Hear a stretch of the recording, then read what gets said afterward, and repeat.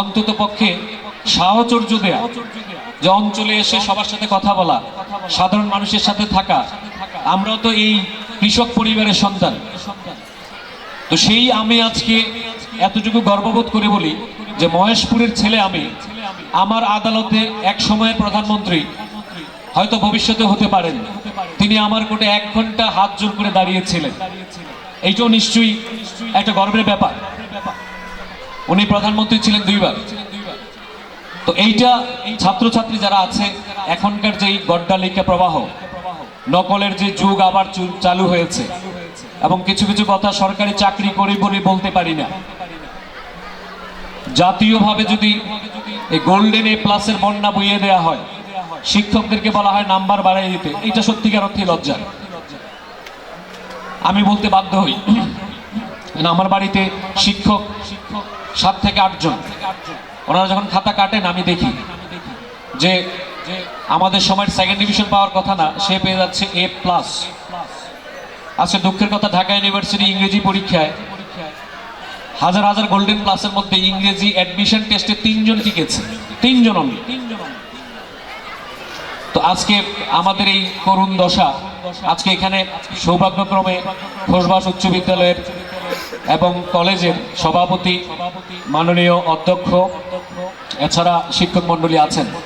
আপনাদের কাছে আমাদের একটা অনুরোধ, সার্বিক বিষয়ে বলবেন নেয়ামত ভাই, যে রবীন্দ্রনাথ ঠাকুর যখন বিশ্ববিখ্যাত শান্তিনিকেতন করেন, বা এখনকার বিশ্ববিখ্যাত রবীন্দ্র ভারতী করেন, সেই সময়ে ওনার উদ্দেশ্যগুলা, ওনার চিঠিগুলা পড়লে, যদি কেউ চিঠিগুলা পড়েন ছিন্নপত্রাবলীতে, ওখানে লেখা আছে বিভিন্ন জন উনি লিখেছেন যে কেমন স্কুল আমি করতে চাই, সেখানে ছাত্র কেমন হবে, শিক্ষক কেমন হবে, শিক্ষক কি শিখাবেন, ছাত্র কি শিখবে।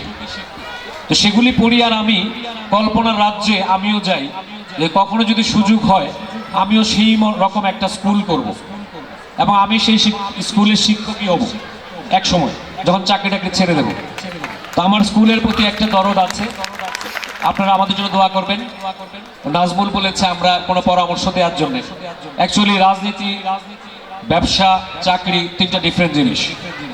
তারপরেও আমাদের সামর্থ্য, আমাদের সীমাবদ্ধতা বা আমাদের পরিধির মধ্যে পড়লে অবশ্যই চেয়ারম্যান সাহেবের এই আর্জি যে আমরা পরামর্শ দেয়া, সেটা আমরা ইনশাল্লাহ দেব। তো সবাইকে আমি আর বোর করছি না।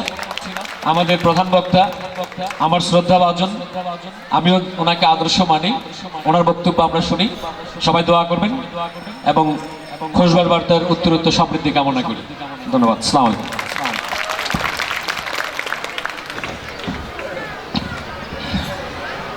আমাদের মাঝে এরই মধ্যে উপস্থিত হয়েছেন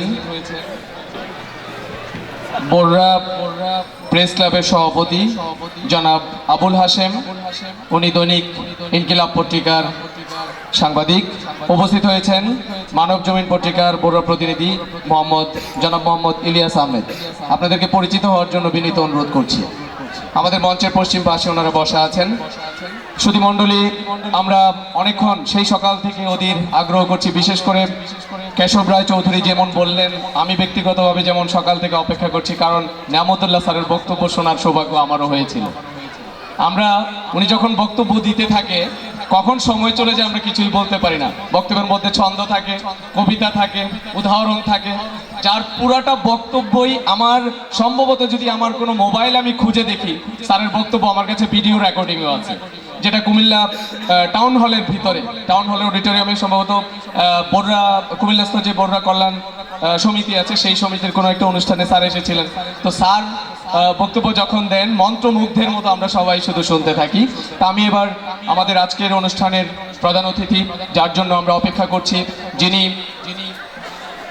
রাজুকের সচিব ছিলেন, বাংলাদেশ দূতাবাস আম্মান ও জেদ্দার ভারপ্রাপ্ত রাষ্ট্রদূত, সাবেক জেলা প্রশাসক ছিলেন মাগুরা ও মাদারীপুর জেলার, যিনি বর্তমানে গণপ্রজাতন্ত্রী বাংলাদেশ সরকারের পরিকল্পনা মন্ত্রণালয়ের এনএইচডি প্রজেক্ট, এই প্রজেক্টের ডেপুটি ডিরেক্টরের দায়িত্ব পালন করছেন, বড়রার কৃতি সন্তান, আমাদের বড়রার অহংকার, ডক্টর নেয়ামতুল্লাহ ভূঁইয়া।